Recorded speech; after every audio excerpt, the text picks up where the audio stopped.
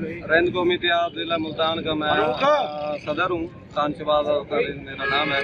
तो हम रिंद कौमी इत्तेहाद मुल्तान के प्लेटफार्म से गुलसमा रिंद महरूमा के खिलाफ जो झूठा प्रोपेगेंडा उठाया गया, कादर लशारी और रफीक जमाली ने सरबराही की, तो लिहाजा हमारे सरदार और सरबराह रिंद कौमी इत्तेहाद जमात के मीर सरदार कारिन साहब और पूरी रिंद बरादरी के को बदनामी के हवाले से बदनाम किया गया और हमारी जमात का भी बीच में नाम आया और सिंध असम्बली में भी इसके इतराफ़ किया गया है सईद गनी की तरफ से।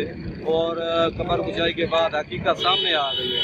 जब हकीकत सामने आ गई है तो हम पुरअमन एहतजाज कर रहे हैं। जिन्होंने झूठा प्रोपेगेंडा उठाया है, साइबर क्राइम वाले, उनके खिलाफ कार्रवाई करें। रफीक जमाली और कादर लशारी साहब को गिरफ्तार किया जाए, ये हमारा मुतालबा है और ये हमारा हक का मुतालबा है। और हमारी पूरी बरादरी की बदनामी की गई है, इसलिए हम पूरे पाकिस्तान में एहतजाज कर रहे हैं।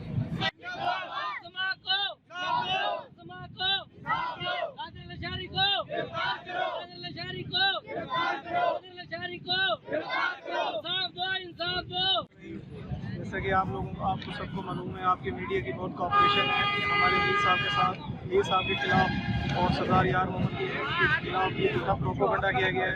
शहबाज खान साहब भी बता रहे थे और हम एहतजाज है, अमन एहतजाज है हमारा, और हम पूरे पाकिस्तान लेवल पे आज हम ये एहतजाज रिकॉर्ड करा रहे हैं।